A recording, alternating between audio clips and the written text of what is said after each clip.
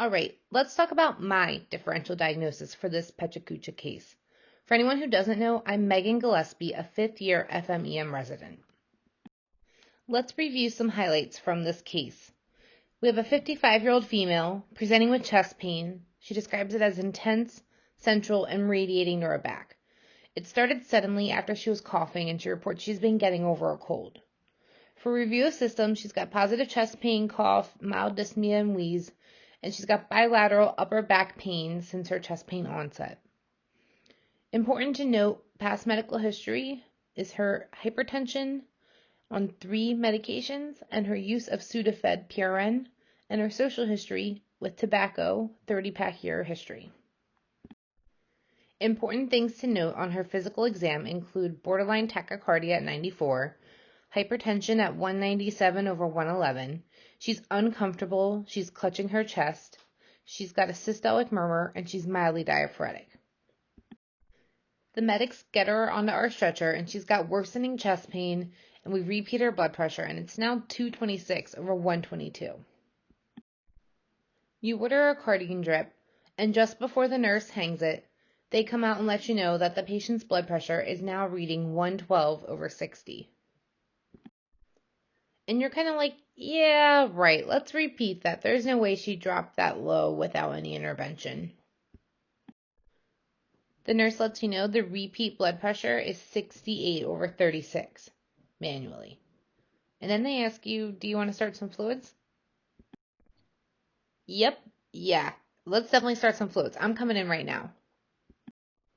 I forgot to mention that you're Dr. Miranda Bailey at Grace Sloan Memorial Hospital, by the way. But anyway, you walk into the room and your face looks like this. When you look at the patient's neck, this is what you're seeing. And when you look over at the monitor, these are the vital signs that you're seeing. Oh boy, we are definitely scared about what's going on right now. You need some answers and you need them fast. So you run out and grab the ultrasound machine. You get the ultrasound probe in parasternal long axis, and this is what you see. We see a pericardial effusion, a dilated aortic root at 4.6 centimeters. Remember, normal aortic root measures less than 4. And you kind of see something funky in the root. On further inspection, it looks like it's a dissection flap in the aortic root. Let's check this out again in live time. Yeah, this is definitely no good. You're concerned that your patient has a proximal aortic dissection complicated with hemopericardium and tamponade. Let's go back to the basics and review. What is an aortic dissection? The aorta is made up of 3 layers, the intima, the media, and the adventitia. In an aortic dissection, blood penetrates the intima and enters the media layer. The high pressure rips into and separates this media layer, causing a false lumen. Our patient had some key risk factors for aortic dissection, including her smoking history and long-standing hypertension exacerbated by Sudafed use. Let's also review the types and classification of aortic dissections. There are 2 classification systems, DeBakey and Stanford. DeBakey has 3 types. Type 1 DeBakey originates in the ascending aorta and propagates at least to the aortic arch and often beyond it distally. Type 2 DeBakey originates in and is confined to the ascending aorta. And type 3 DeBakey originates in the descending aorta and extends distally down the aorta or rarely retrograde into the aortic arch and ascending aorta. Stanford has 2 classifications, type A and type B. Stanford type A are all dissections involving the ascending aorta, regardless of their origin. And Stanford type B are all dissections not involving the ascending aorta. Our patient here in this Pecha Kucha seems to have aortic dissection of the ascending aorta near the aortic root, which is extending into the pericardial space, creating hemopericardium.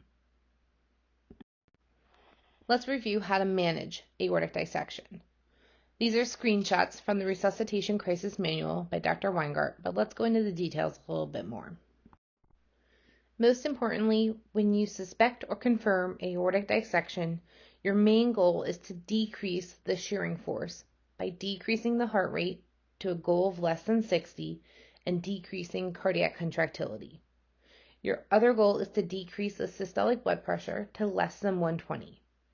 Medications to utilize in order to achieve these goals include an esmolol drip, and fentanyl pushes for pain, or alternatively nicardipine or cardine drips, or nitroprusside.